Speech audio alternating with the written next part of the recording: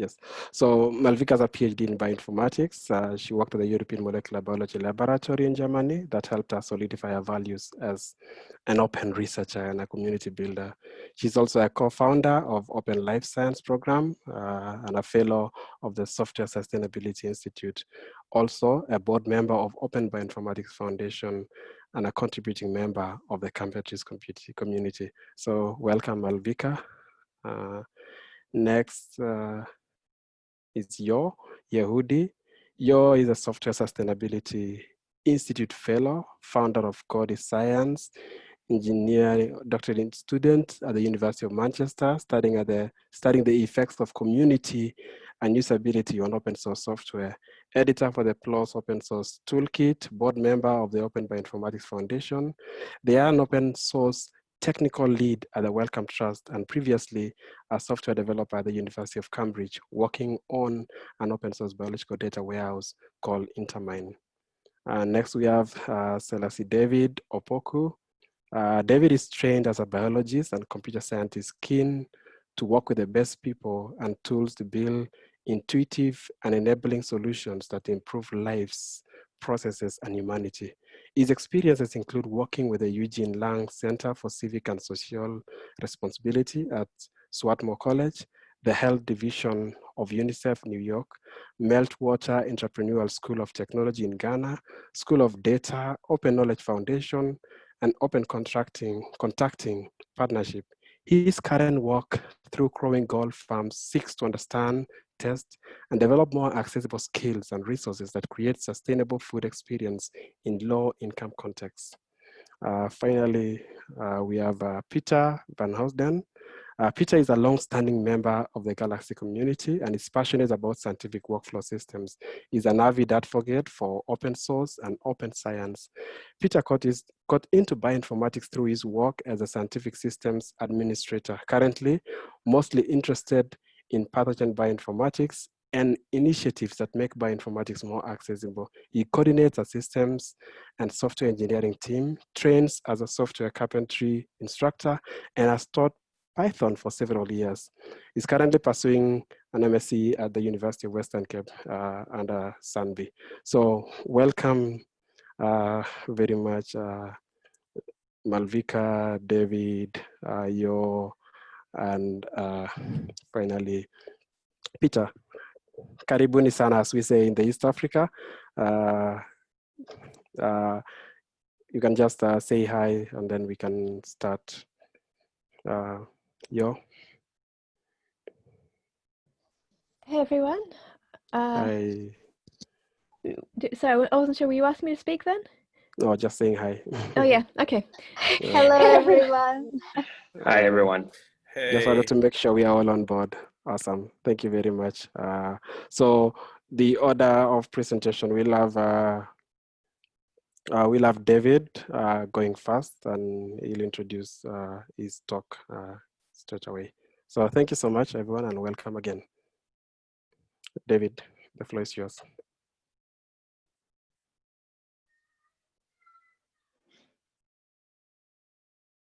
All right, thank you, Caleb. Can you hear me? Yes, very clearly. All right, thank you again for the great introduction, and thank you everyone for being here. What I'm going to be talking about is what I call low-tech data diaries, and specifically on the theme when the promise of data science meets the realities of low-tech. If in case you can't see my face, this is another picture of myself some years back. I like to call myself a self-appointed data plumber because I like to play around with helping people figure out how they can use data to do their work. A little bit about me, Caleb has mentioned that currently Director of Technology at Growing Gold Farms.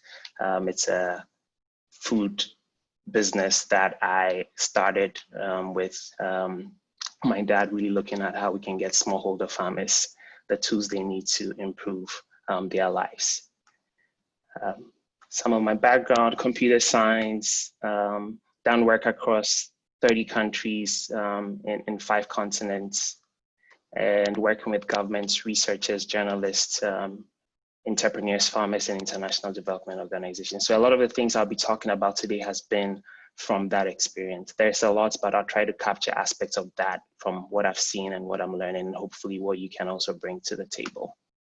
So what is the promise of a data science? At least when I got into data science maybe 7 or 8 years ago, there was this promise about data science allowing us to be able to do a lot of things in different sectors, whether it was around marketing, whether it was leveraging on social media to be able to communicate better, automation, credit, and insurance, sales, or travel.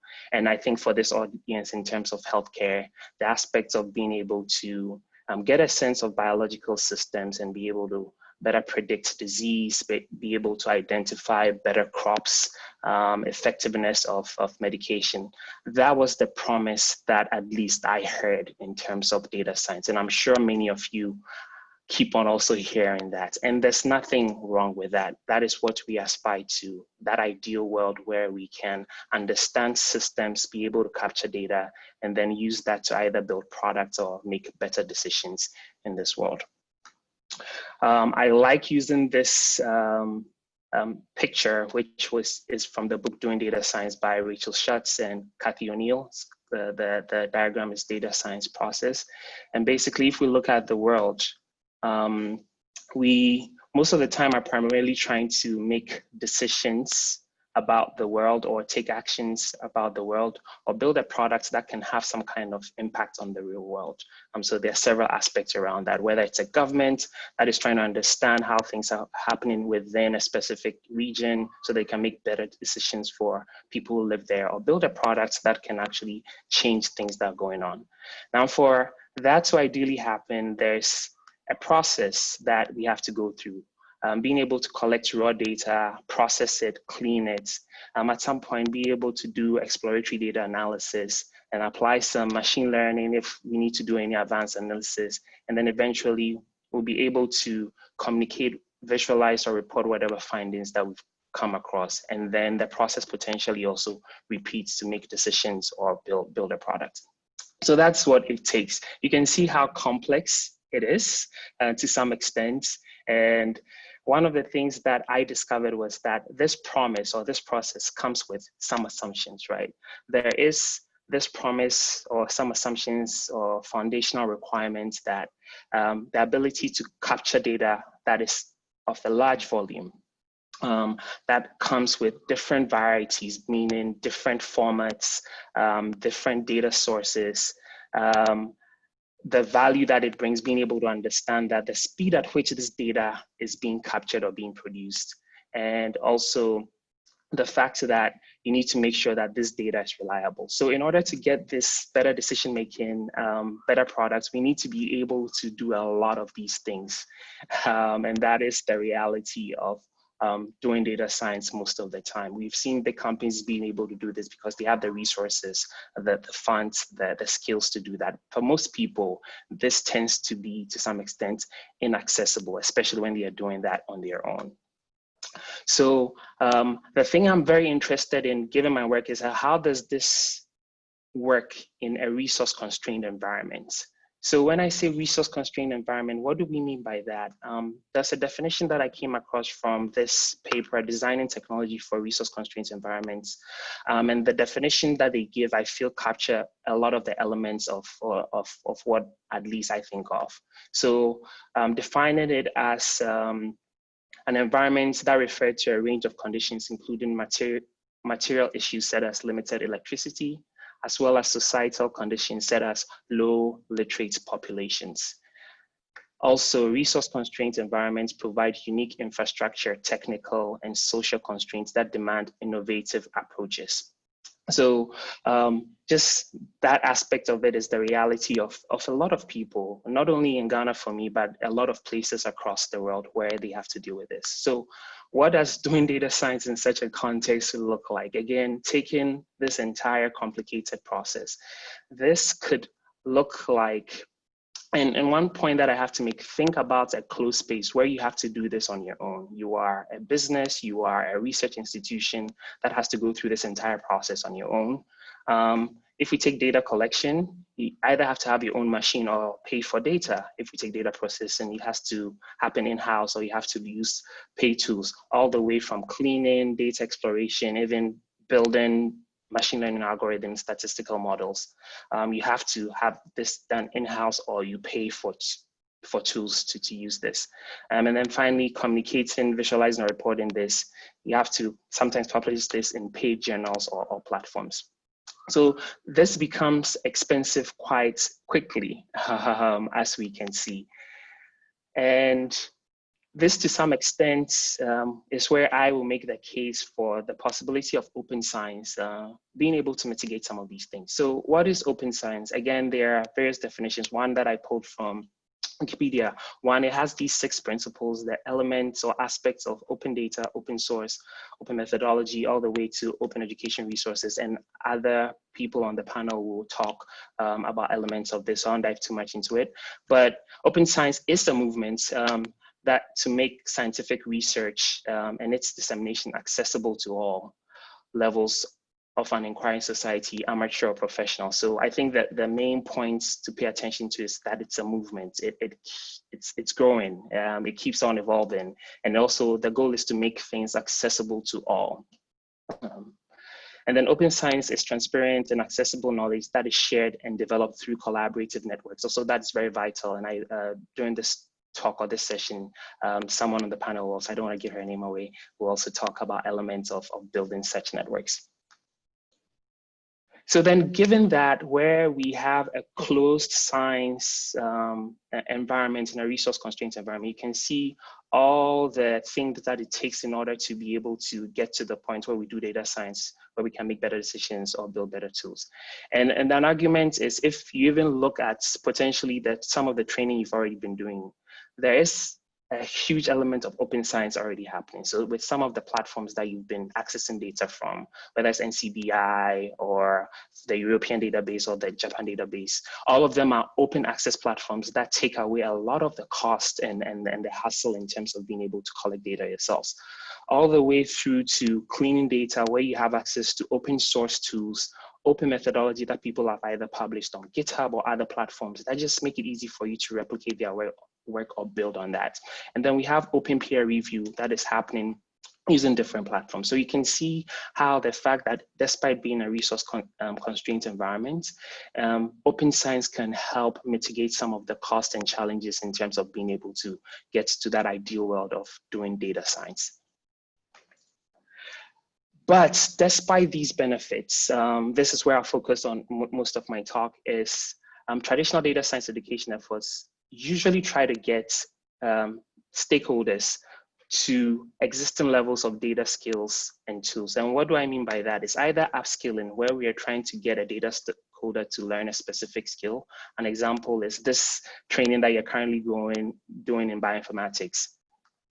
Another aspect is uptooling, which basically tries to get a data stakeholder to have access to existing tools. So ensuring a bioinformatician has minimal computer requirements to access bioinformatics resources. Now, these present challenges, and this is a good diagram. We're trying to move data stakeholders to the point of where the data skills and data tools are. Most of the time, this does not work well, especially in resource-constrained environments. And it's important to highlight the reasons why. There are historic and current social realities that limit the ability of these stakeholders to be able to access these skills.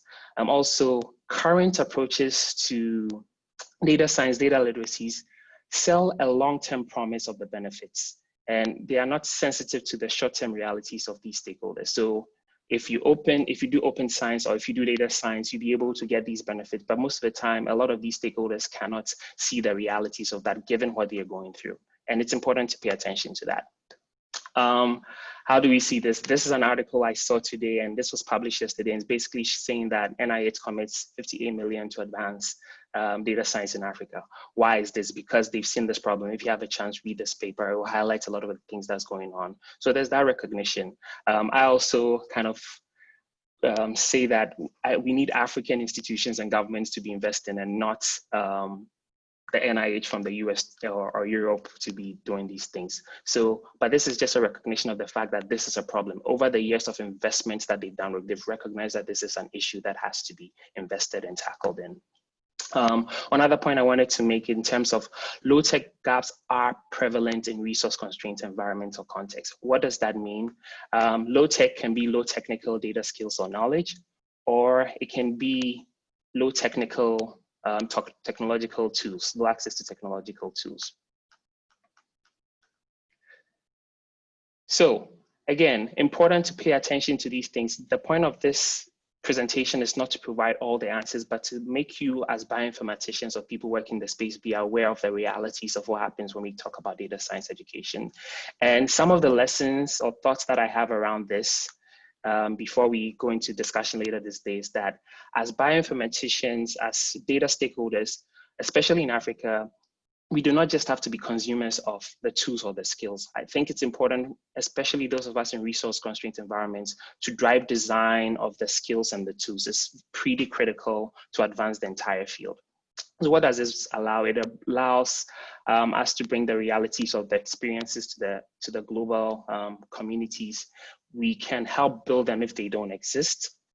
We need to be part of the design, funding, and building of tools and resources in the data science space. Look for innovations in other domains and bring people to the table. And then we need to develop relevant definitions and metrics for success. What does success look like? What does data privacy actually mean in Africa? As opposed to using a definition that may be from a high income context and the realities that exist over there.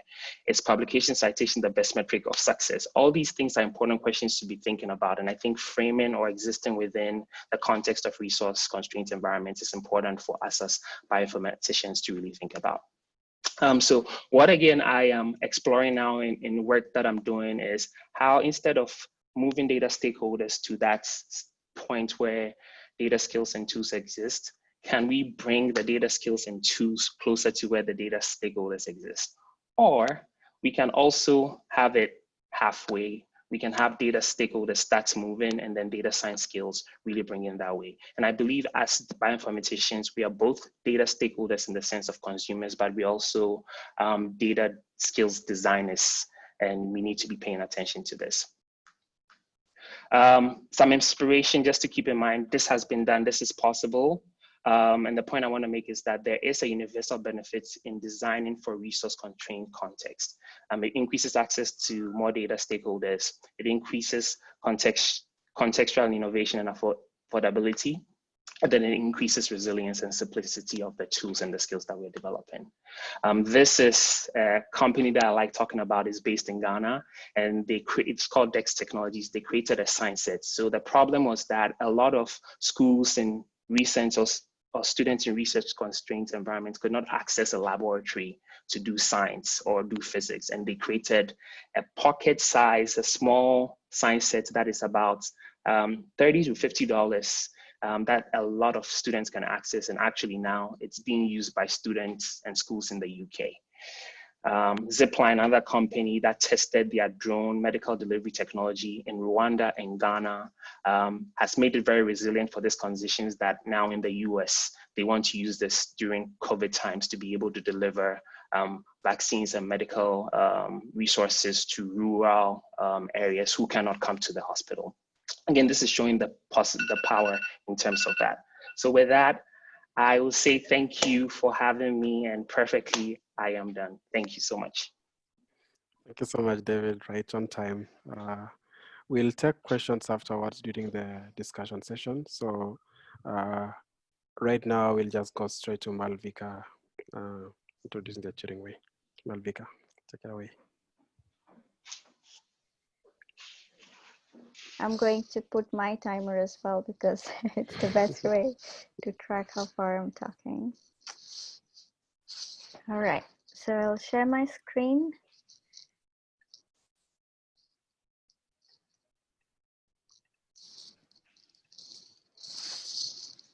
So what David just talked about really sets a stone for what I'll be talking about. I'll talk about collaboratively learning and sharing research skills. And in that context, I'll also talk about how we do it in the project called the Turing Way.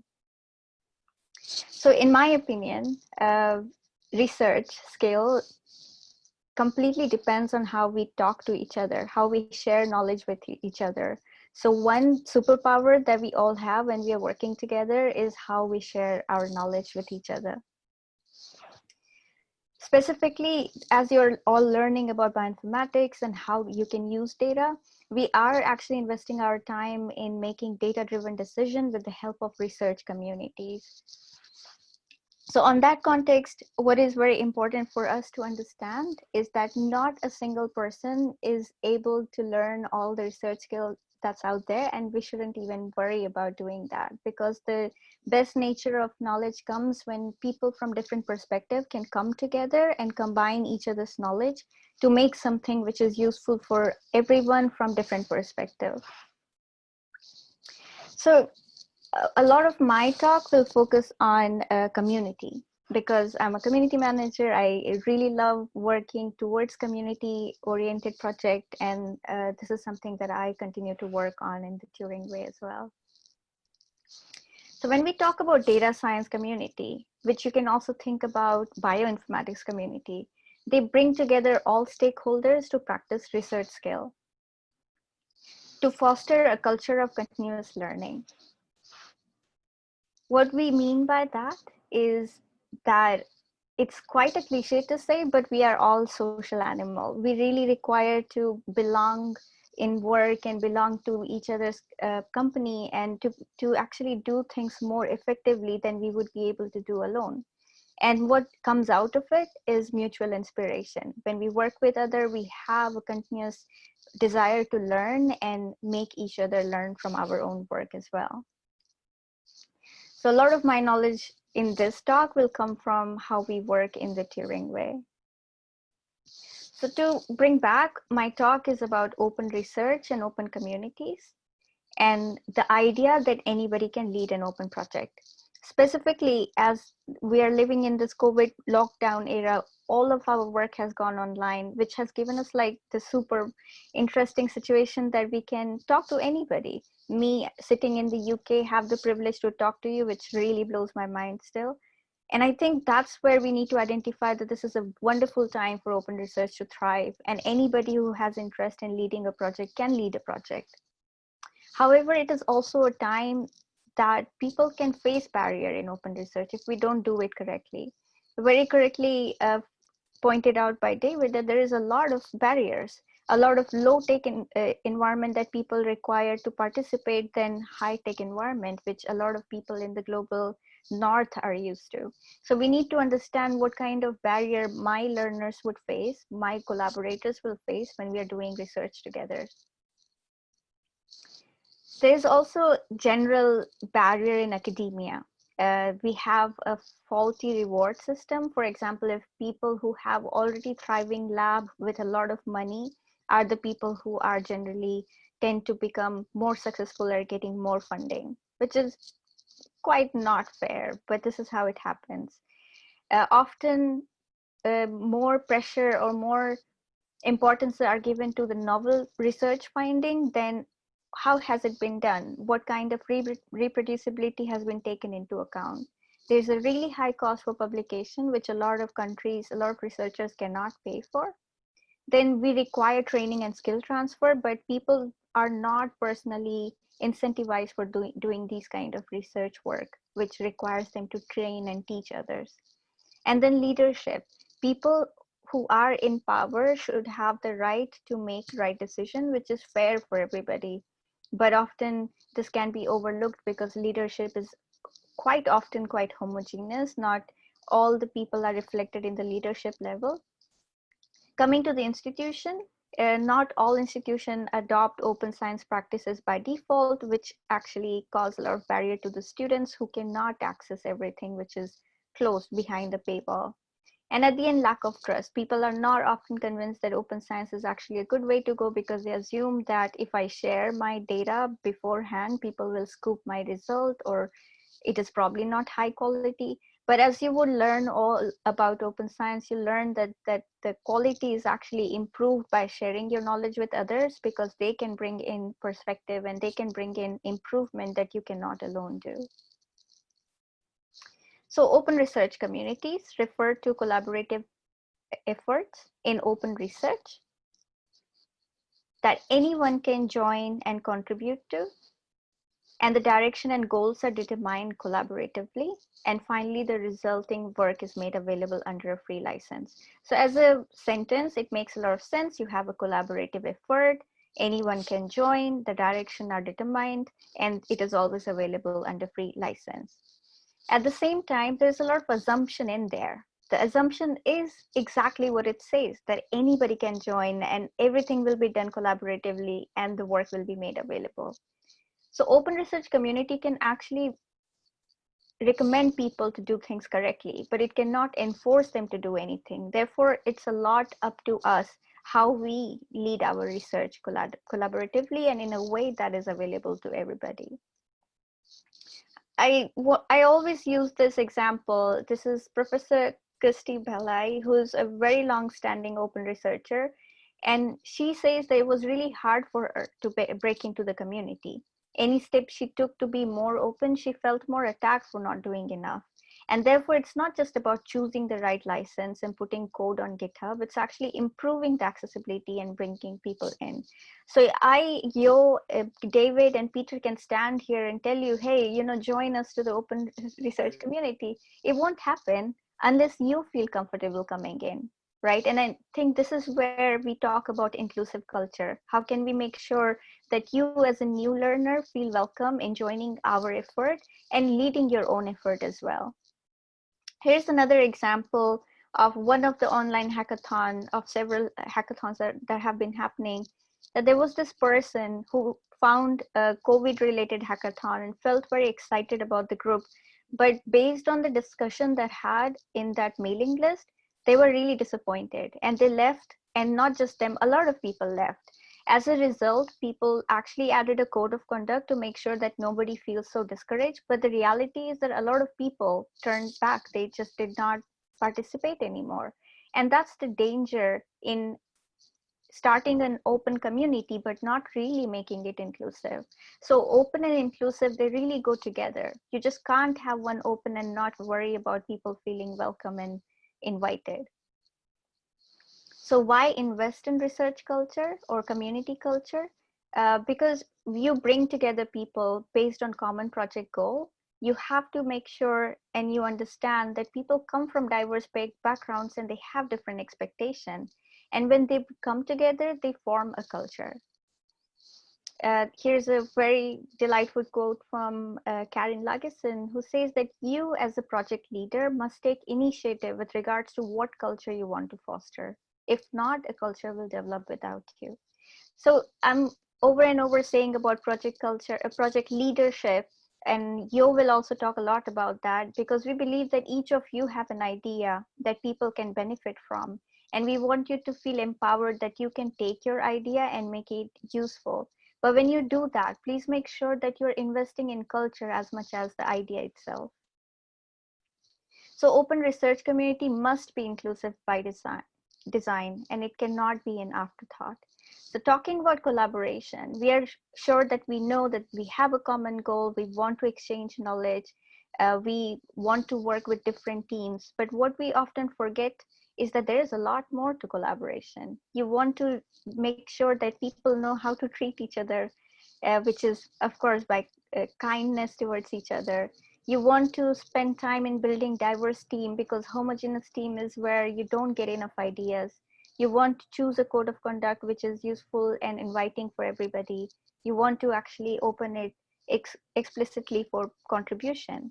If you invite contribution, it will happen. It just won't happen if you say your project is open. So some examples from my work in the Turing Way and how we try to practice that. So the Turing Way is an open source project that involves and supports its diverse member of different skills and backgrounds to ensure that data science is beneficial for everyone. So when I talk about diverse members, that would mean that PhD, postdoc, funders, journalists, or anybody who's interested in research. And different skills and background, it could be a person who's just merely interested in learning data science, or it could be a person who's really advanced learner.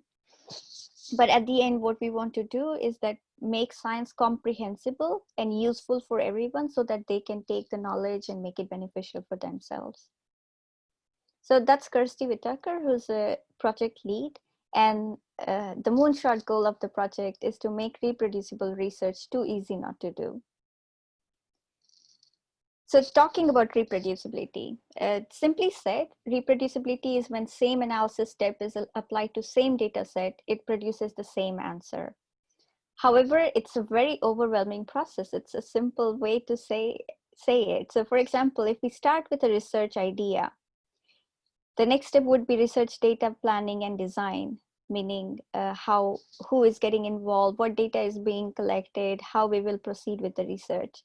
Then goes the data collection, which kind of data you're selecting. Is it heterogeneous or homogeneous? Is it applicable to different population or not? Then comes the data processing and data analysis, which requires you to select methods and algorithm. Finally, if you're done with your data study, you would publish it so others can access it. You would also ensure that you archive your data so it is preserved for future studies and others can reuse it in order to just carry out their own research as well. This is the reproducible pipeline. And at all these steps, you have certain decision to make. And all of this decision needs to ensure that not only work is reproducible, but in an ideal way, it's open for others to reuse and rework on. So this process, again, is really overwhelming. And this is where the Turing Way comes together to collect these knowledge from scientists all around the world. So you can learn through what we are collecting, but you can also share your own skills so others can learn from your experience. So one awesome sauce of the book is that anybody can contribute to the Turing Way. That's the special sauce of the project. It is really about your willingness to learn and in return, give your skill back to the community. So it's been a little over 1 year and we have about actually 22 chapters and a growing communities. However, I want to be really honest here. We have really low representation from researchers from African communities. And we understand that there is a lot of requirements that are very specific to African community, which we have failed so far to capture. And this is why I'm really delighted and in fact privileged to be here, that I have the chance to invite you in to bring your personal experiences so people in future can learn from that and actually apply it in the environment that's more relatable for them. We have also expanded our scope. So earlier we just wrote about reproducible research, but we understand that reproducible research requires you to actually think about how you're going to design your research, how you're going to communicate your research, who you will collaborate with, and what kind of ethical decision you will make when you're doing your research. And this is where our new chapters are coming in, which you are very welcome to explore and come and write with us. So now this is actually 200, I should have updated. So we are really grateful that people trust this project as a project that they value, and they constantly come in and help each other out in writing different chapters that they feel is useful for themselves and others. So building a community culture, this is what we spend a lot of time on. I personally spend time on because other researchers are actually building the project itself. So there are 3 things I'll talk about, which you can also apply in any work that you're doing. First is understanding. Whenever you write or do something, you need to make sure that your work is clear and authentic and widely accessible for anybody you're putting it out there for. Second thing you need to think about is sharing. Can your work be adopted and reproduced and built upon by others? And finally, participation and inclusion. Does it create a shared ownership? Do people feel comfortable to come and work with you and feel inspired to contribute? So these 3 things that we've learned come from Mozilla Open Leadership Program. And this is something that will make you think a lot more ethically about your work and a lot more inclusively. So my time is up. I will just end on this one, that the Turing Way promotes a culture of collaboration and every little bit helps, and you're welcome to join us in this process. Thank you so much, Malvika, for the wonderful presentation. We'll go straight on to Yo. Awesome. Yo, you can, yeah. Okay, I'm just pressing share screen, and Yes. that looks like the right desktop. Click share. Okay, can you all see my screen? Yes, we can. Thank you. Fantastic. Okay, I'm just going to hope we don't lose that on present mode. Hopefully that's still good. Okay, right, now I will set my own timer. And did not mean to already jump one slide. So, hi everyone. My name is Yo Yehudi, and I am going to talk a bit about open science and then about open life science, which is a program that helps you build community and contributors within your scientific projects and research projects in general. Actually, it doesn't have to be science. So to give you a little bit of background about me, I was born in New Zealand. I currently live in the UK, so the seasons are all flipped and wrong now. But I, for 5 years, worked on an open research project called Intermine, which was an open source biological data warehouse. I've actually just moved on to the Wellcome Trust, but still very much my focus is going to be on open source, open science, and different ways to build effective open source and open science communities. So before I move on further, I actually want to ask a question from the audience. So I was wondering if everyone could hop over to the HackMD document, the notes document that we have. In my section, I added a couple of prompts. So one is, what does open science mean to you? And then the second question to think about, are there scenarios where science shouldn't be open? So that is line 79 at the minute. So I'm actually just going to stay quiet just for like 30 seconds and give everyone the chance to grab a bullet point and just start making some notes about what those two questions are.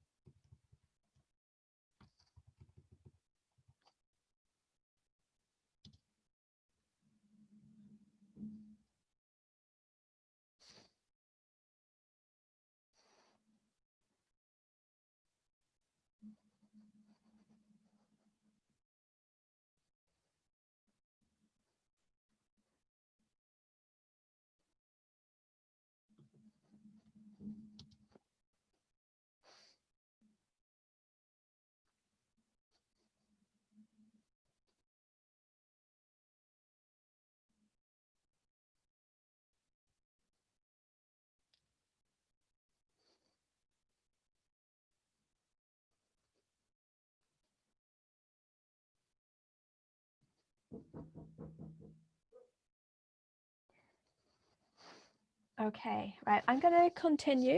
Please keep writing. I'm already loving some of the answers that we have coming in here. So I will sort of read out a couple that I can see. About open science, we have people talking about sharing, open source, data, community of practices, accessibility, reusability, easy for the next person to, and I'm guessing that'll be something like reuse or contribute. And then also some great answers about the scenarios where science shouldn't be open. For example, private and individual data like genomics or indigenous land information. That's probably the first time I've seen that answer, but it is a great answer. It's one of the reasons that I love asking this sort of question to different communities, because you always get different answers. But feel free, keep on adding those answers because they are really, really interesting, and I'd love to see what everyone else comes up with. So I've put down an answer for what open science is, but I think it means a lot of different things. So I've defined it here as sharing scientific work responsibly and inclusively in ways that others can participate, collaborate, modify, analyze, reproduce, and replicate. And I'd like to actually emphasize the responsibly. That's part of the reason I asked the question earlier, whether there are scenarios where science shouldn't be open.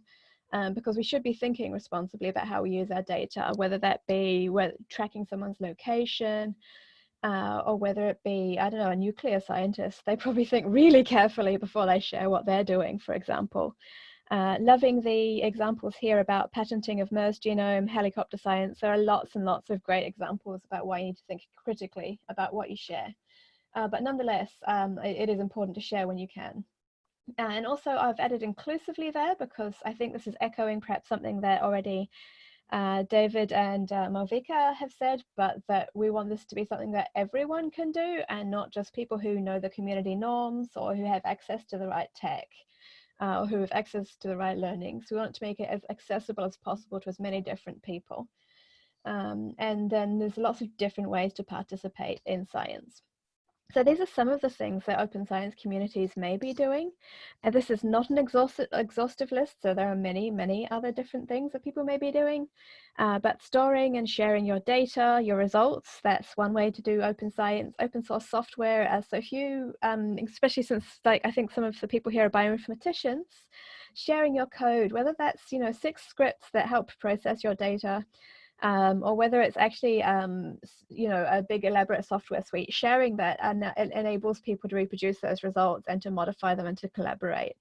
But it's not just about code, it could also be hardware, for example. So why should science be expensive? Why should it be proprietary and the only people who have massive grants and large amounts of money should be doing science? There's no reason actually that we shouldn't be sharing designs for hardware and using affordable materials and being able to fix being able to fix the machines that do our science. If you share your methods and your protocols, that allows other people to do the same things in the lab that you've been doing. If you communicate your results, once you have some results, you communicate those early. It's a preprint and that doesn't cost nearly as much. Malvika mentioned expensive publications. Preprints don't cost. Reviewing papers, if you feel safe reviewing openly and sharing it, you can get credit for what you've been doing. When your work is published openly in a journal, that's open access. And then you're transferring your skills, that's open education.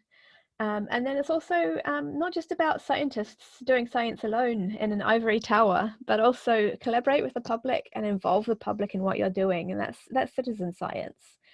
And all of this comes along with community building as well, which I think Malvika did a lot of talking about, so I won't go into too much right now.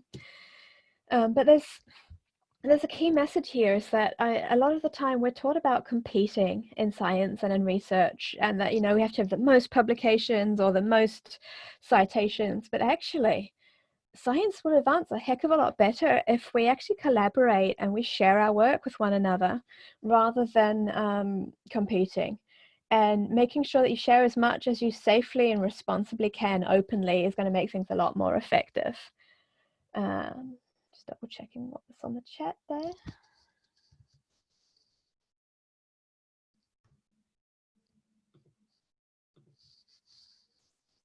Okay, main thing, it wasn't a private message to me, all good. Okay, right, continuing. So I'm going to talk a bit about Open Life Science, which is an initiative that myself, Malvika, who was speaking earlier, and our collaborator, Berenice Batu, founded last year. And I also want to say that I've seen a few faces in the audience for people who are either Open Life Science graduates. I'm so happy to see you here. We have Open Life Science mentors. And then we have a few people who will be participating in Open Life Science OLS too. So I'm really happy to see so many faces. Open Life Science is a program that's designed to empower early career researchers or anyone really who has an interest in open science to lead open science projects. So here's the three of us, the three founders, myself in the middle, Malvika on the right, and Berenice on the left. And what our message is that openness should be something that's designed into what you're doing and not a thoughtless default. So in 2012, there was a study of 126 tech companies, and it found that strategic openness and you carefully thinking about the ways that you made stuff open correlated with effective market performance. And you may say, what does that have to do with me? I'm not a tech business person. So here's a more open science slant. Open Air, they talked about a cultural change towards open science, and they had a similar message. They say that you need leadership, vision, and strategy. You need targeted measures. Again, it's the open intent. You need transparency and accountability, and then you also need trust and confidence in a shared vision. So we need to agree what open science should look like so that we can share and work towards that vision. And one of the other fun things about open science is that you end up with community skills and leadership skills, and these are things that are really useful anywhere in life. And yet for some reason in academic scenarios, they're really, really rarely taught, which is a shame, because when you have better transferables, the skills that are known as soft skills, then you tend to get on better with your colleagues and tends to be more fun overall. So our program helps people with an interest in open science, whether you're new or whether you've been around for a long time, to become open science ambassadors. And I thought I'd skip that slide. Okay. And together what we do is we explore some of the open concepts and practices in open science and apply them to our work. And we do this step by step. So that means that actually we have there's a slide I was looking for, a 16-week-long mentorship program. And that means that we learn something one week and then we have a bit of a break. People speak with their mentor the next week. And it gives them a chance to apply the things they've learned over a couple of weeks before we move on to the next lesson to apply these things to your project. And so you get a mixture of cohort-based training, which is interactive calls, as well as hands-on practice. And you also work with your mentor one-on-one. And they can provide external viewpoints. They are already open science practitioners and they can provide advice. So I'll talk a little bit about the open life science journey. So there are two primary roles that you can have in open life science. One is the role of joy. They are a project lead, they are a mentee, someone participating in open life science to learn about how to apply and how to run your project in an open and effective way. And then we have people like Sam, who is a mentor or an expert. That's someone who's been working in open science for a while. And they offer their advice to the newer people. So Joy, as a project leader, let's say Joy is a scientist and she wants to become an open science practitioner. So she joins, she joins open life science with a project to work on. Sorry, I think I said this was a mentor, but this is a mentee. These are the project leads, the participants. So she joins open life science, she receives that training and mentorship, and she develops her skills and gets the confidence to work openly. And then that actually enables her to lead all of these things openly with other people in other projects and in other environments. So it's very transferable when you actually learn to apply these to other skills as well. And so the project leads or the mentees in open life science, they receive training through these cohort calls, this big group calls, and then they also develop their ideas through guided practice and discussing things with their mentors. But on the other side, the mentors also have a learning journey as well. So they're already an open science practitioner. They know they don't know everything, but they hop in and they say, I'm going to guide my mentee, I'm going to guide Joy through this program. I'm going to support them, I'm going to mentor them, I'm going to function as an external viewpoint and offer my expertise and also call in other people to fill in the gaps. So these are the experts, and ask for help from them to provide advice where it might be useful for Joy. And it also helps you to grow your skills in mentoring and consulting and working with others. So hopefully it's a useful journey for someone like Sam as well. So they work closely with their mentees throughout the cohort to guide their progress. And then experts, they don't actually meet one-on-one every week, but they can be called in for a 30-minute consult to provide expertise in specific areas that the mentor or that the mentee may not have. So we have, I'll quickly give you an overview of some of the 16 weeks. So every other week is a mentor call. I'm just going to cover the group cohort calls and what they cover. So the very first week we meet each other and we talk a little bit about what we want to do, and we talk about value exchanges in the community. Week 4, that's the second group call, we start talking about building a project vision, a roadmap, code of conduct and guidelines to tell people how to contribute to your new project, the one that you've been building. The very next week we start with project development. So this is things like project management skills. Again, unfortunately not always something that is necessarily taught in academia, but every academic who leads a project will need to know about this. And then we talk about some open science specifics like software, hardware and data. And then once we talk about having made your open science, we thought, well, how can we disseminate our science? And that could be traditional outputs, that could be a paper or citations, but we also look at credits and recognizing non-traditional outputs. That could be, for example, getting a DOI on Zenodo for software or a script that you wrote, or many, many other different types of outputs. And we talk about inclusive community. So that means that we want to look around the room, we want to say who isn't here, why not, and how can we make it that they belong here and that they can participate. We also talk about tools like personas that allow you to build pathways for people to consciously interact with you. And then we also talk about caring about yourself. So we spend a long time talking about caring about everyone else, and looking after yourself and being an ally and looking after others who maybe don't have the same privilege as you do are also an important part of building your open communities. And then we also have some career guidance. So this is recognizing that whilst academia is part of a scientist's journey, there could be many, many other ways that you can further your career, and they're all valid and all valuable.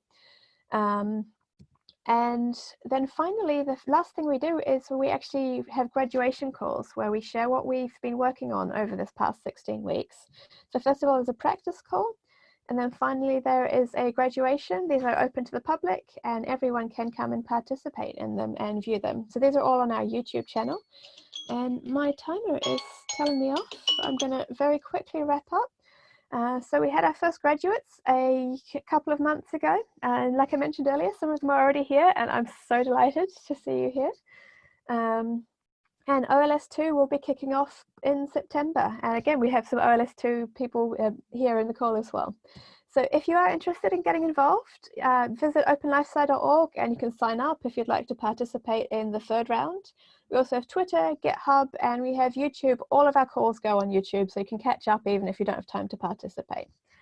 And I want to thank the 105 awesome people who are mentors, experts, and contributors in other ways, as well as the organizations who've partnered us. Thank you.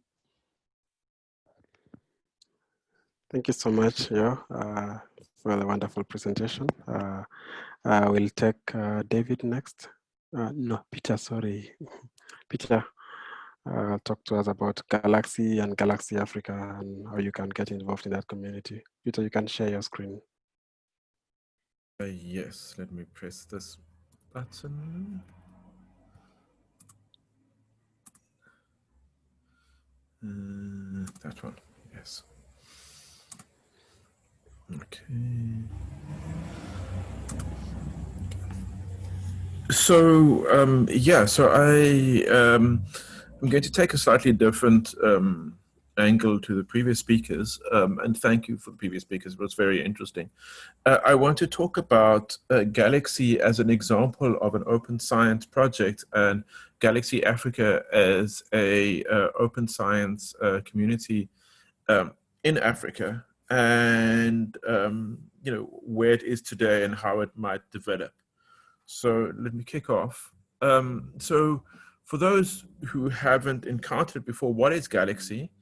So the Galaxy project, which was started now about 15 years ago, is at least three overlapping things. The starting point is that it's a science gateway and workflow system. And I'll explain a little bit more about what a science gateway is just now. It's also an overlapping set of communities. And I think this is where it relates to what the previous speakers have spoken about, that this is not just a science project, but this is very much a people project as well.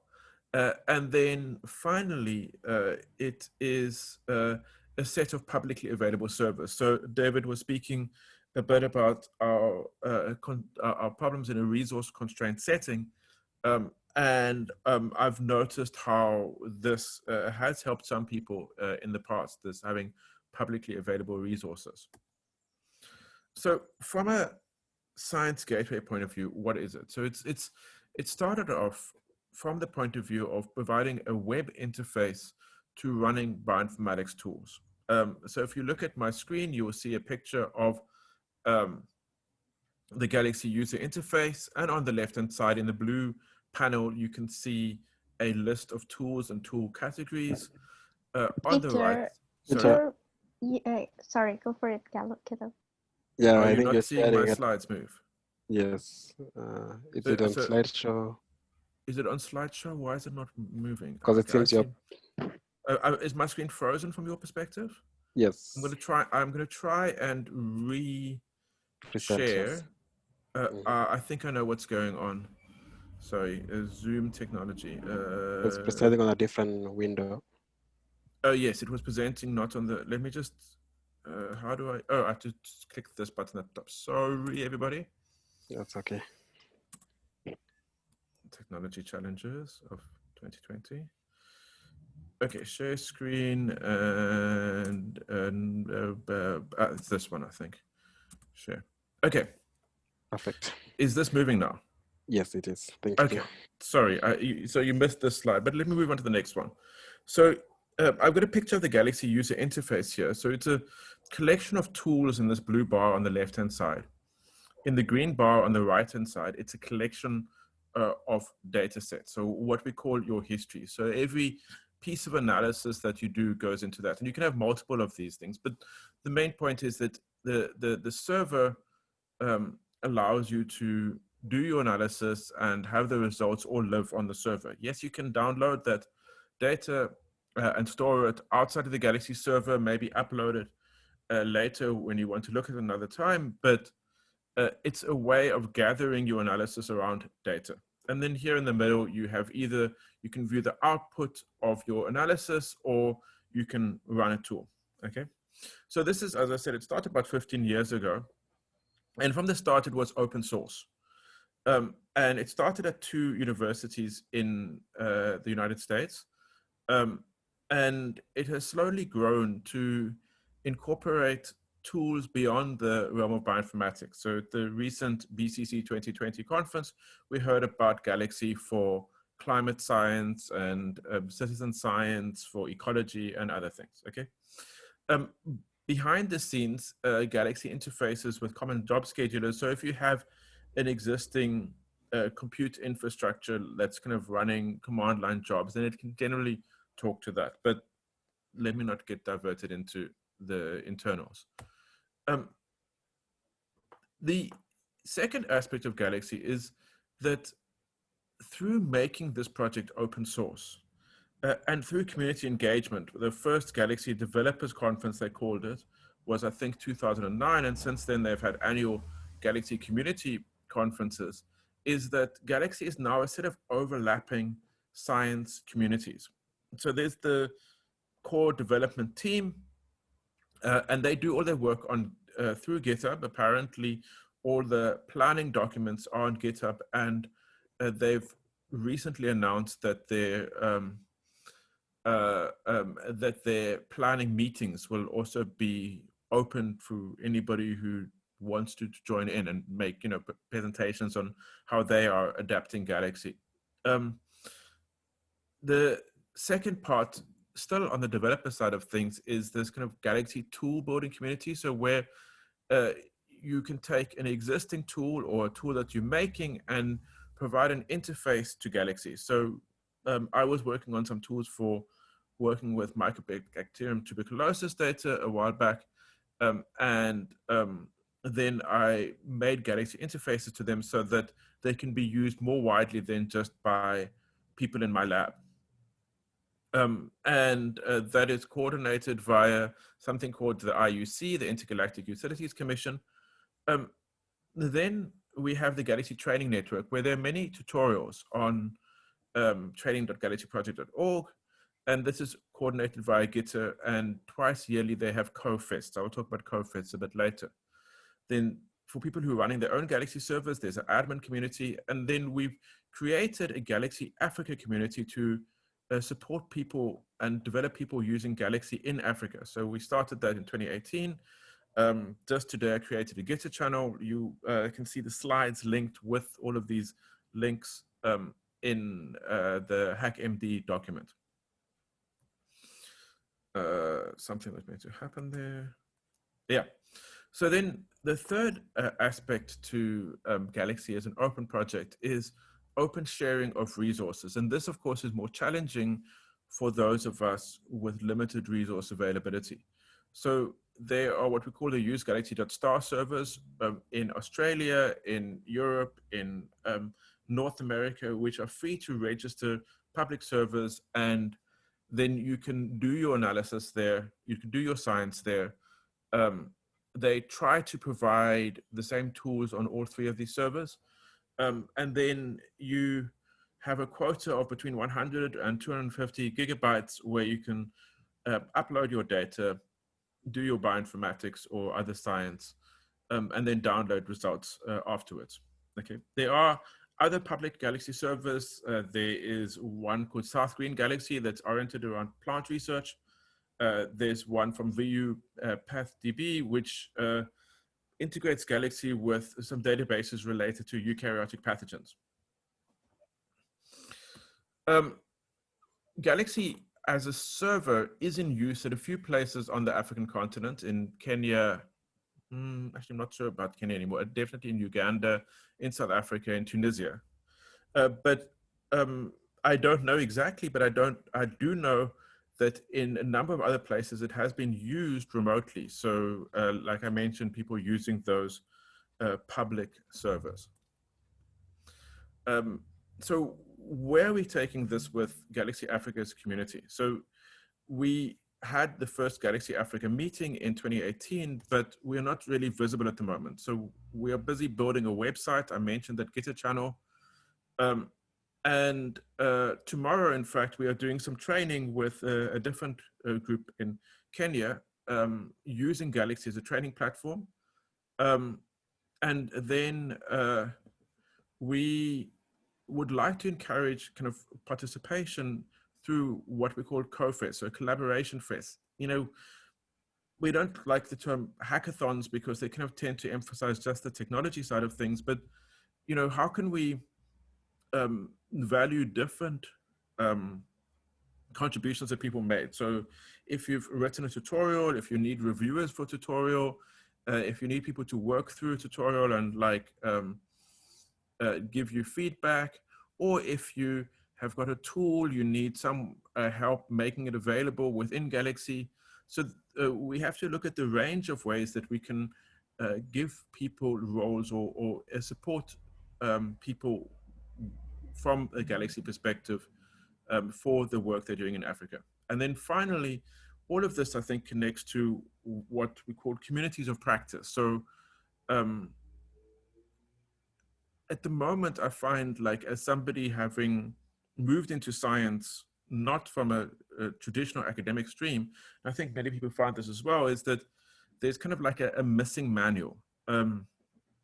And I've encountered many students who are effectively told to just do their projects by supervisors, and then they have to do a bunch of Googling and obviously read the literature, but the literature is not terribly descriptive.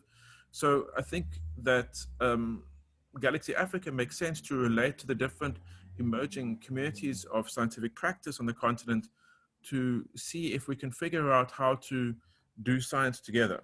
And I mean this mostly on a kind of technical level, but also on I'm very interested in the kind of mentorship approach, both being promoted by the Open Life Science that we've just heard about, and we heard about at the BCC conference how in India, in BioClues, they've made mentorship a fundamental part of their way of developing the next generation of scientists. So yeah, so that's Galaxy Africa. You can find us on that GitHub channel. You'll soon, and on that mailing list linked in these slides. You will soon be able to find us on a website, and hopefully there will be many more opportunities to use Galaxy for science on our continent.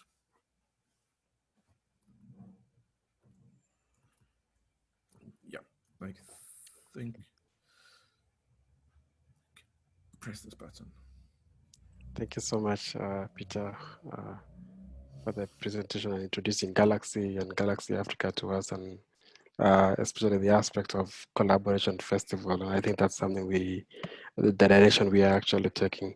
So the next, and just I think at this point, I just want us to just a round of applause to all the presenters, and they've done a really tremendous job and just introducing the concept in a clear and accessible way. And I think we've been exposed to a wide spectrum of concepts of open science and also the practice of open science in Africa. So just a round of applause. You can type in applause there. If you do have questions, please, you can type in on the chat box, or you can also add them from line. At the moment, it's from more or less line 62 on the shared document. So according to our schedule, we have a short breakout session. We'll do a 15-minute breakout session, and each of the presenters will be in a breakout room with you guys. So, and what I want us to do is to just discuss a few questions here. So there is this deck called Open to Discussion, and you can find that from line 128 in the shared document. And I've also added the questions just below each of the topics. So from open collaboration all the way to open source. So you just pick one or two questions. You can actually focus on just one question for the next 10 minutes and just have a discussion about it. At that point, you can actually use your microphone, type in your various answers just below the question itself and so forth. And we can get back here after those 10 minutes. So I'll create the breakout rooms now. If you have any question you want to voice now, you can do that as I create the breakout rooms. And I'll have 5 breakout rooms. Each should have around 7 participants. And I just want to ensure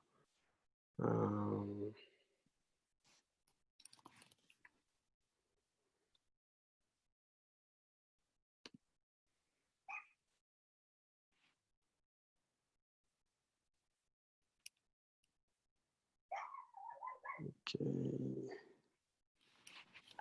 Hi, while you are sorting Yes. this out, can I Yes, go Jacob. ahead and ask a question to the speakers? Yes, sure. Okay, thank you. First of all, thank you for all the speakers, and I'm very thrilled to see this many speakers and talking about open research and open science in Africa. I wanted to address this to all the speakers to understand from their opinion and experience what are the national and institutional priorities should be and quantitative measures. How would a country would measure how they are contributing and benefiting from the impact open science could make?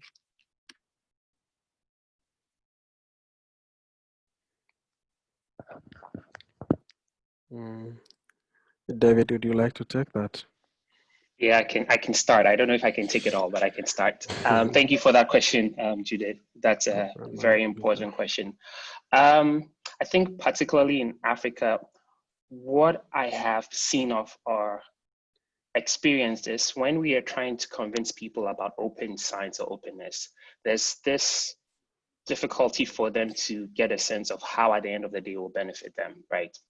And so what the conversation has tended to be, at least from my end, is now starting to tie open science or open research to existing priorities. So either for countries' development goals that they've listed out. So if they want to make sure that there's universal education, if they want to make sure that there's more food security, if we can now start getting open science to be able to influence that and see those changes, then it becomes those should be the priorities. So for Ghana, if we're saying that we want to ensure that there's this level of food security, how is open science really contributing to that? Can we have better data sets on seed quality, on labor requirements, on food prices?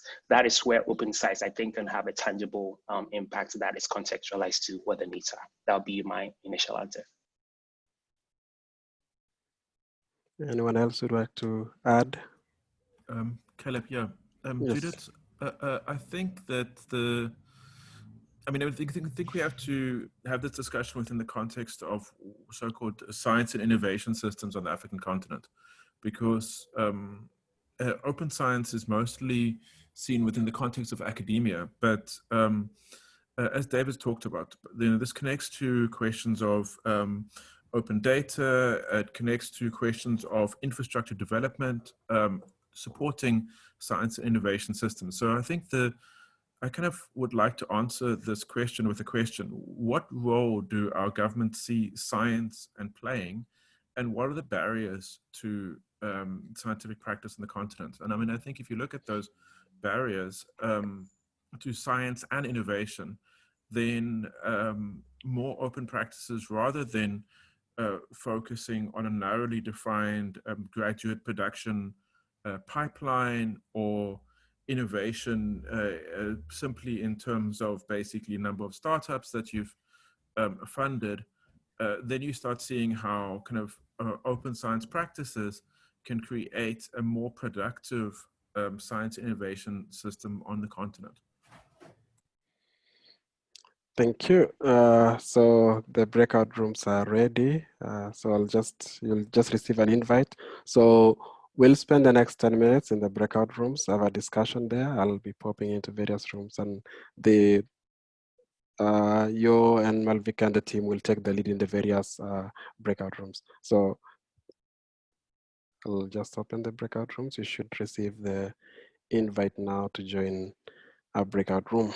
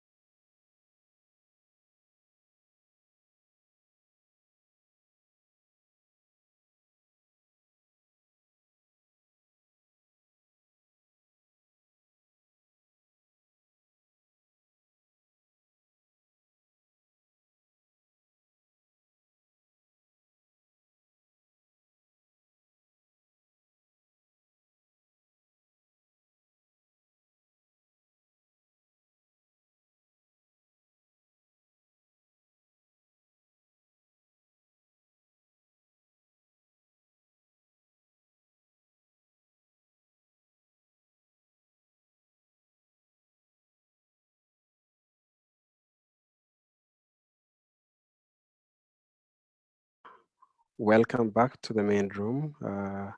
I do hope that you've had some interesting conversations in the breakout rooms and be able to interrogate some of the questions that in that open to discuss slide deck.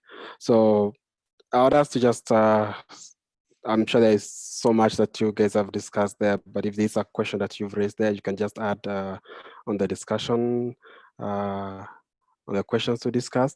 But I just want to, just for the panel to just explore a few questions here and just get your input, especially, yeah, I'm more interested in contextualizing open science, making it relevant to us, and by us, I mean resource constrained and specifically in Africa. So most of the time, and I think most of the presentations touched on this, the benefits of open science are very clear and generally well appreciated and well motivated. But usually the pathway towards that, and I think David touched on that, being able to combine, being able to bring together the upskilling and the uptooling to be able to create that access. And Malvik also raised that, and the OLS also covers that aspect as well. But I want us to explore the pathway towards open science and how should that pathway look like, especially for a resource constraint setting. And I would just invite contribution from each of you, starting with Malvika. So I would actually repeat one of the things that one of our previous cohort had said. So there's a wonderful video that one person called Cassandra made with the help of other members from our cohort, and it was a lot about how to hold discussion between researchers in global north versus global south, and the discussion was around how we can see each of us powerful in the place that we are in. So the invitation that we bring here is for you to join the effort that's happening in global north through the Turing way, universally through OLS. What David talked about is to be aware of what resources you have and how to make best of it. So our intention is to make sure that you feel empowered because you have the knowledge and you have the understanding of where you are and people that you have and the problem that you face. Nobody else can understand that better than you. So I think it comes from first place, in my opinion, is to feel powerful for what you have and not be discouraged by the fact that someone else has different or more resources than you. So I think this is really, in my opinion, something that we need to remind each of us every day. And I would actually, I would share the link of that video because that video really will tell you relatable thing that you think, but probably have not heard anybody say before.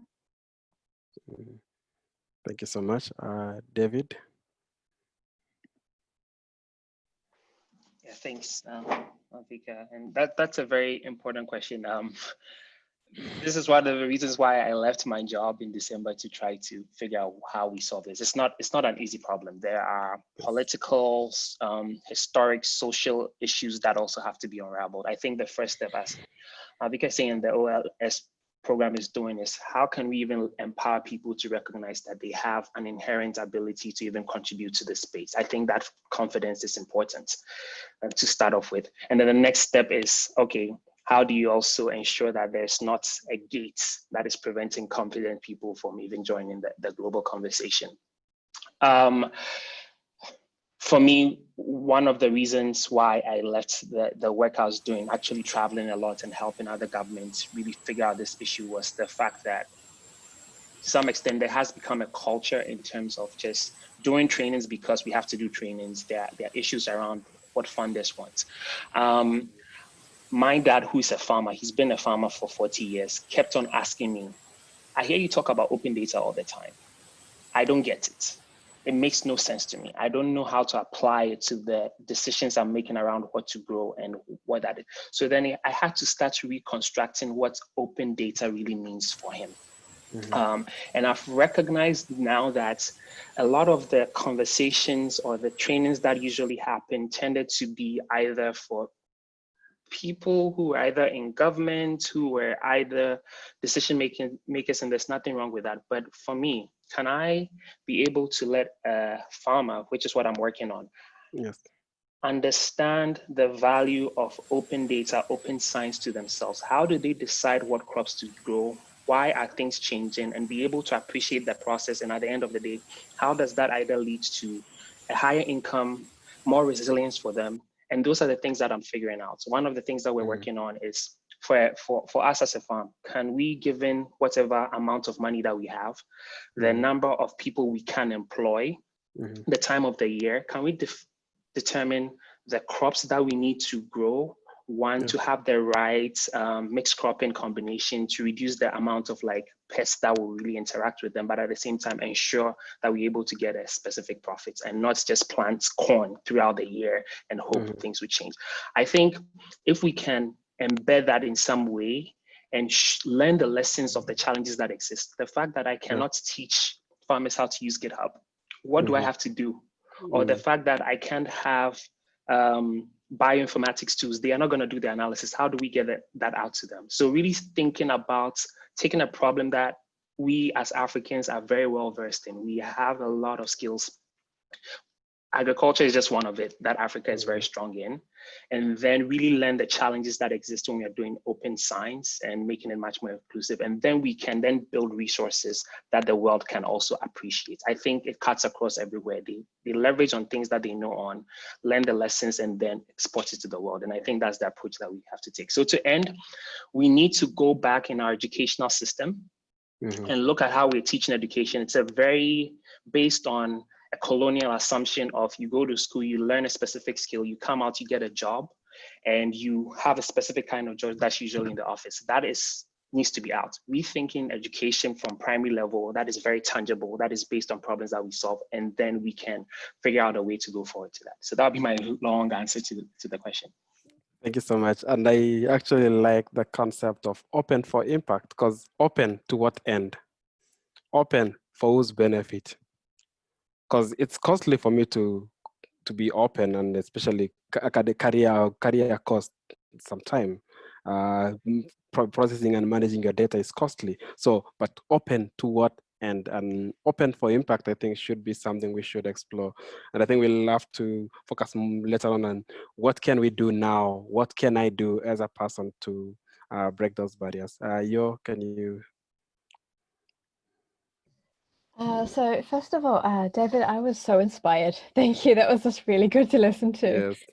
Yes. It made me actually think a little bit about also thinking about relatable open examples. So right, everyone has the aunt who cooks these amazing potatoes and they won't give you the recipe.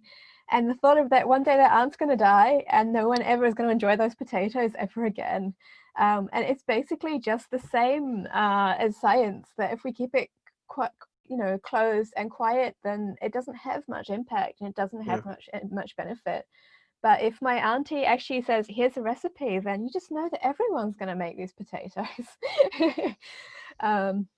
Sorry, I'm making myself hungry here. The other thing was culture.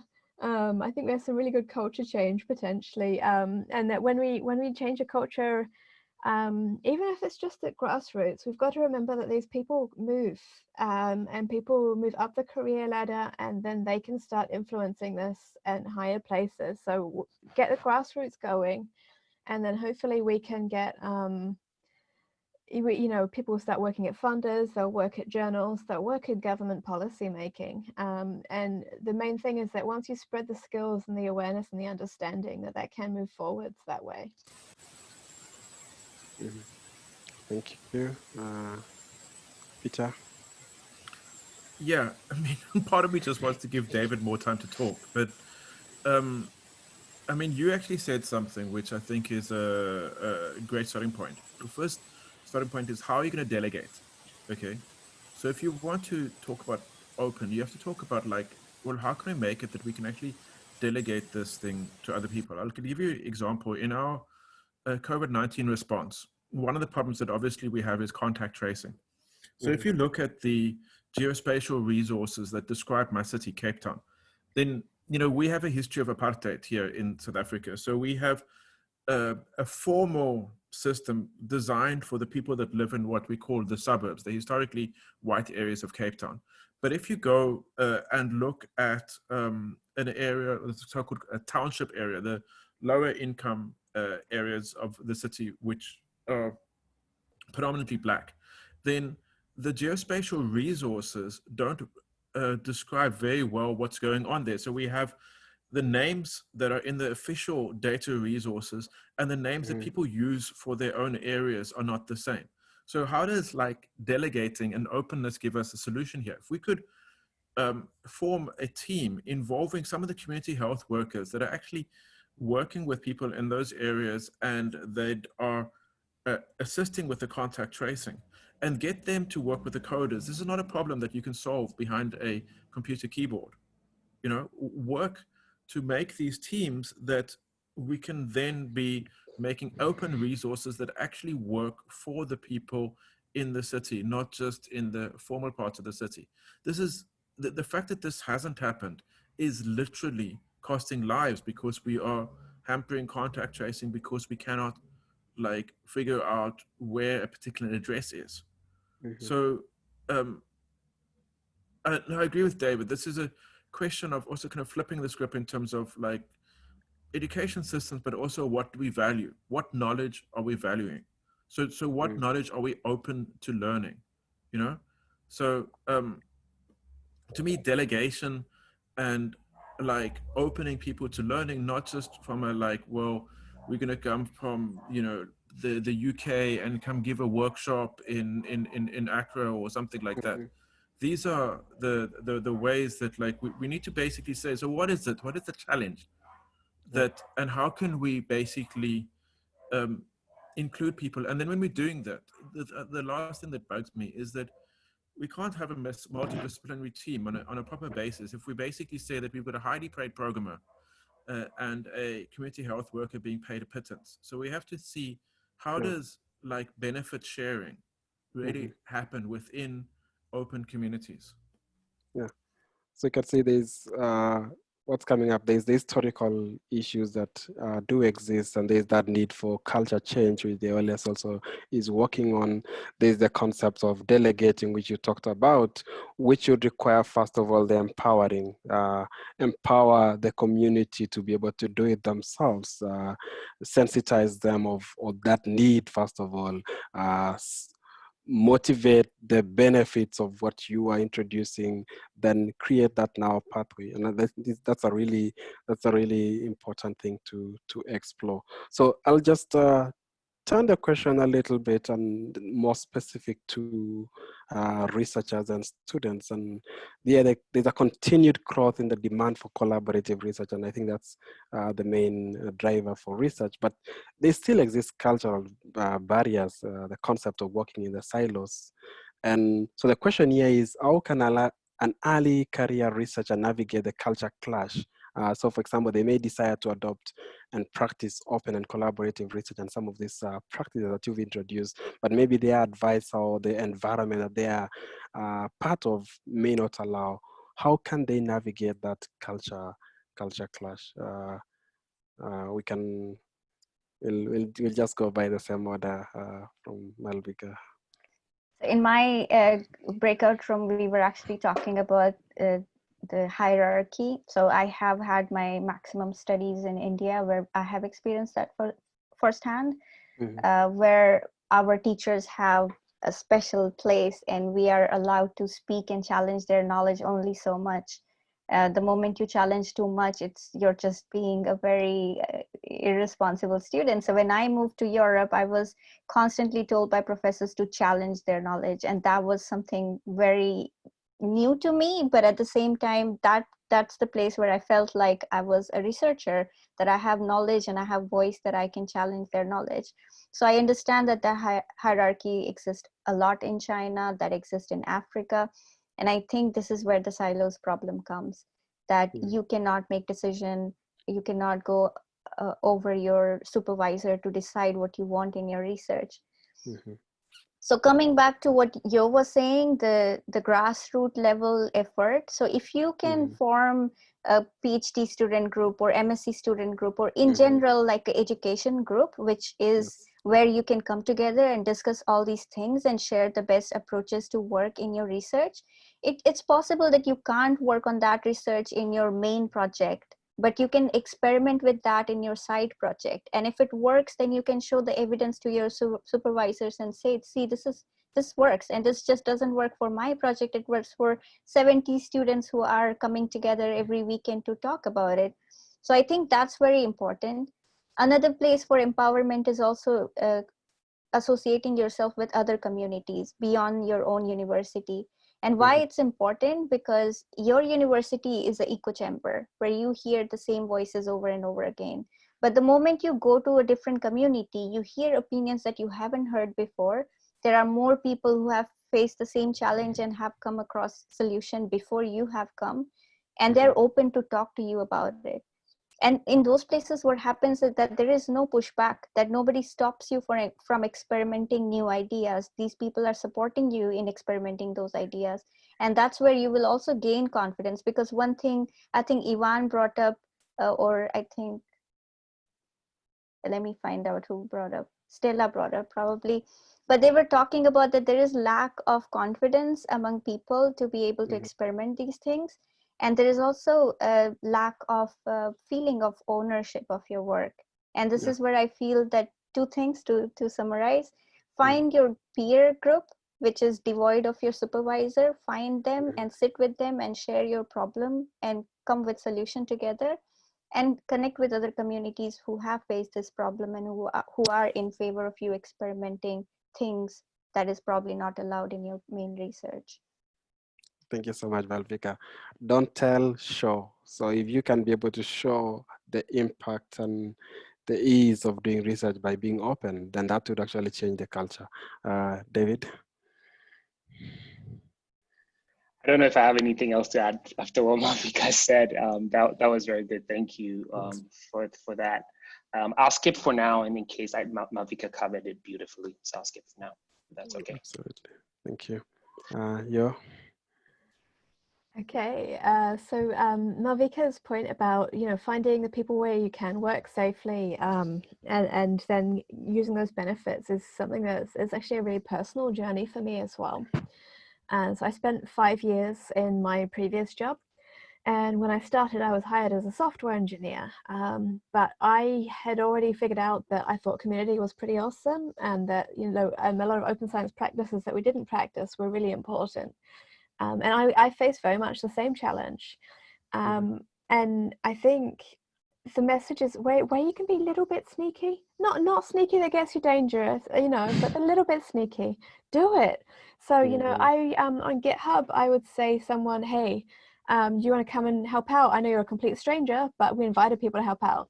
And then we ended up hiring someone that way, just by practicing open source methods that involved other people in the community. And then, for example, we participated in a program called Google Summer of Code, where you mentor someone for 3 months, and then someone joined the team. We hired them because whilst for them it was great, they got paid to code for us for 3 months on a science project.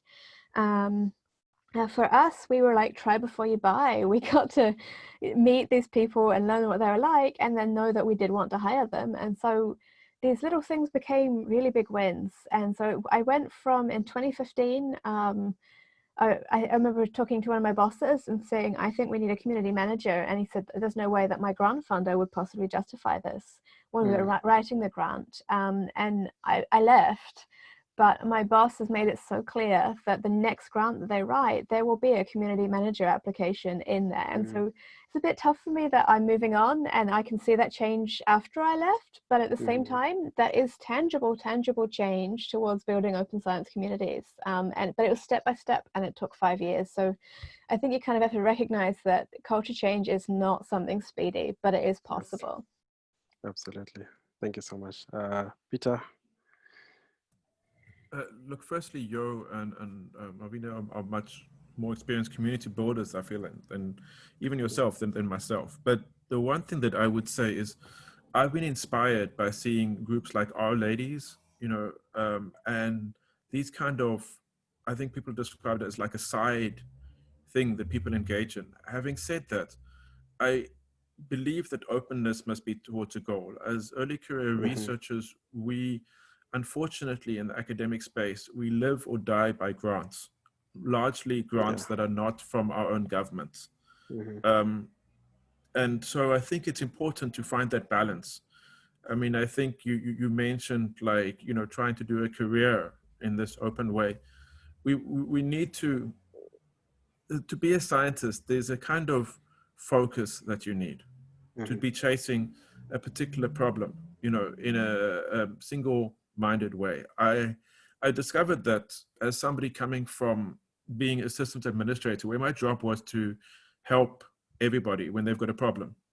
And unfortunately, I mean, I think we have to balance that contributing towards communities and building communities. And we have to balance that with a certain amount of realistic selfishness towards staying in the field ourselves. Because, you know, science, unfortunately, as a scientist, your job is not to help everyone. It is to pursue a particular problem. So I think that we need both. We need that kind of commitment to the reality that we work in, you know, of needing to get scientific progress done as a researcher. And then on the other hand, realizing that we do best when we build together. So I'm just putting that out there as somebody who has had to learn that there are two sides to science. Yeah. So it's a balance, being able to balance contributing to the community, and of course your responsibility as a scientist, as an employee as well, to your employer and to the work that you are doing.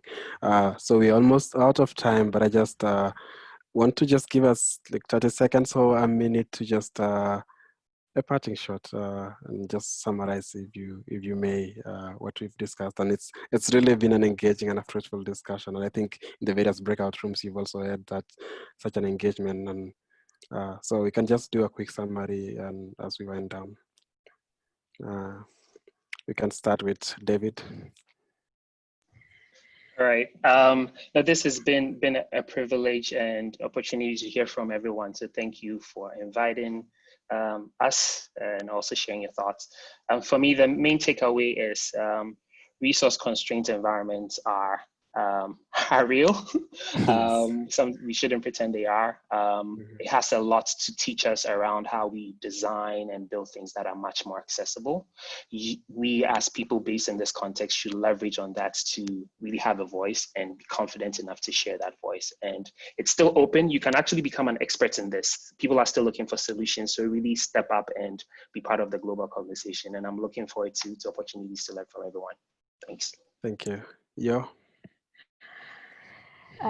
So like David said, it's such a privilege and an honor. But I would just say open science allows us to build on the shoulders of each other rather than compete. But to remember that you don't have to feel guilty if you can't. Do what you can. Do it to the best ability that you can, and take pride in the little successes. Thank you. Malvika. I actually want to refer back to what David was saying, that we have a lot of colonial way of learning things. And I think it takes us years to get over that. And this is why it's so important to share all those feelings and experiences and ideas with people. So take opportunity to share with people as much as you learn on your own way. This is how we can make culture change. It is like, and I'm again very grateful that I had an opportunity to share this day with 5 of you and all the amazing people who are hearing us. It's a total privilege. Thank you so much.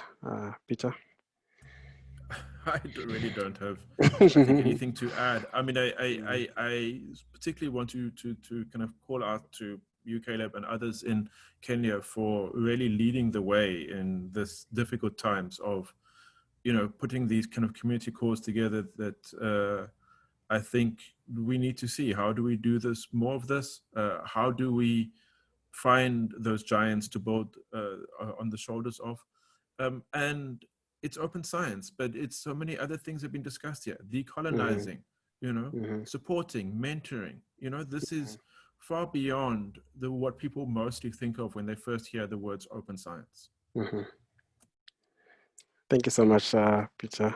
And thank you so much to each and every one of you for accepting the call to participate in this seminar and panel discussion. I've learned quite a ton from this, and I know this would go to a bigger audience through the YouTube channel of H3 Bionet, and we have Bionet members also here in this meeting as well. So thank you to the audience as well. You've been amazing. In the breakout rooms, we had really engaging discussions, and I just appreciate that you guys were open to the discussion and the conversation. So let's keep the conversation going. That's what's important. Keep the conversation going. It's really important that we have these conversations, and let's not just have the simple and the easy conversation. Let's go for the difficult conversation. The concept of decolonizing is not an easy conversation, but it's important that we have those conversations. The concept that open science should not be imposed, and we should find a way of taking the lead in Africa, taking the lead in low resource settings. It's also an important conversation. It's not an easy conversation. It's not a conversation that may be appreciated by everyone, but it's important to have that conversation. It's important to understand what open science means to you as an individual, as a scientist, as a student, as an IT professional, whichever the field that you are in. What does it mean for you? How can you change the culture within the space that you are part of? Within that space that you are part of, how can you change the culture? And in as much as we promote open, and I think this came out in the discussion, we also have to recognize that we need to be as open as possible, but as close as necessary. Where necessary, we need to be closed. The information, their personal information that should not be shared. There's private, sensitive data that should not be shared. So it's all about the balance when it comes to open science, and we need to strike that balance by being aware of those biases that we may have, especially inherently. So I just want to appreciate each and every one of you for joining us. So if you would love, you can just turn on your video if you are able to, and I'll take a screenshot as a group photo for this session. So if you are able to, please turn on your camera. We take a group photo.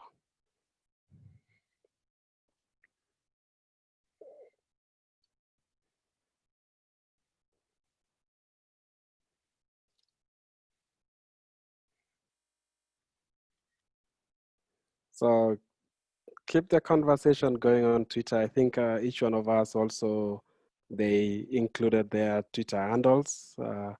1, 2, 3. You'd love to smile, and we go to the next window.